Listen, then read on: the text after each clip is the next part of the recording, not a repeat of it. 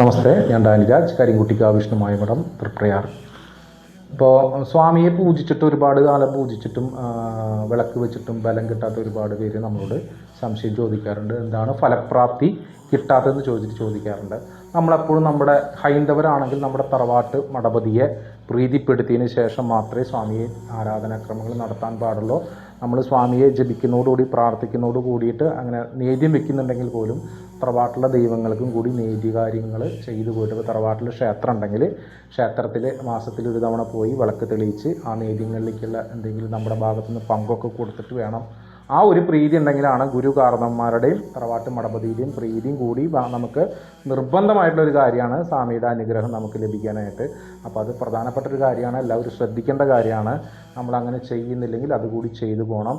ഇനി മഠപതിയെ പറ്റി അറിയാത്തവരാണെങ്കിൽ, അങ്ങനെ അറിയാത്തവരുണ്ടെങ്കിൽ നമ്മളോട് ചോദിച്ചോളൂ, അതിനുള്ള പരിഹാരങ്ങൾ പറഞ്ഞു തരാം. അറിയുന്നവരാണെങ്കിൽ തറവാട്ട് ക്ഷേത്രങ്ങളുണ്ടെങ്കിൽ ആ തറവാട്ടിലെ ദൈവങ്ങളെയും ഗുരുകാരണന്മാരെയും സ്മരിച്ച് പ്രാർത്ഥന ചെയ്ത് അവർക്ക് വേണ്ട നീതികാര്യങ്ങൾക്കുള്ള പങ്ക് കൊടുത്തതിന് ശേഷം വേണം സ്വാമിയെ ആരാധിക്കാനായിട്ട്. അല്ലെങ്കിൽ സ്വാമിയെ മാത്രമായിട്ട് നമ്മൾ എപ്പോഴും കാര്യസിദ്ധിക്ക് വേണ്ടിയാണ് സ്വാമിയെ ആരാധിച്ച് നമ്മൾ പ്രീതിപ്പെടുത്തുമ്പോൾ ഫലസിദ്ധി കിട്ടാനായിട്ട് ബുദ്ധിമുട്ടുണ്ടാവാറുണ്ട്. പരദേവതാ പ്രീതി ഇല്ലാത്തത് കൊണ്ട് ബുദ്ധിമുട്ടുണ്ടാവാറുണ്ട്. അപ്പോൾ അത് ഏറ്റവും കൂടുതൽ ശ്രദ്ധിക്കേണ്ട ഒരു കാര്യമാണ്. പരദേവതാ പ്രീതി നമുക്ക് നിർബന്ധമാണ്, ഗുരുകാരണന്മാരുടെ പ്രീതി നമുക്ക് നിർബന്ധമാണ്. ആ ഒരു പ്രീതിയും കൂടി ഉണ്ടെങ്കിലാണ് സ്വാമിയുടെ പ്രീതി നമ്മളിലേക്ക് എത്തിച്ചേരുള്ളൂ. അപ്പോൾ എന്തെങ്കിലും സംശയം ഉണ്ടെങ്കിൽ നമ്മുടെ നമ്പറിൽ വിളിക്കാം. സ്വാമിയുടെ എല്ലാ ഭക്തജനങ്ങൾക്കും നല്ലത് വരട്ടെ എന്ന് പ്രാർത്ഥിച്ചുകൊണ്ട് നമസ്തേ.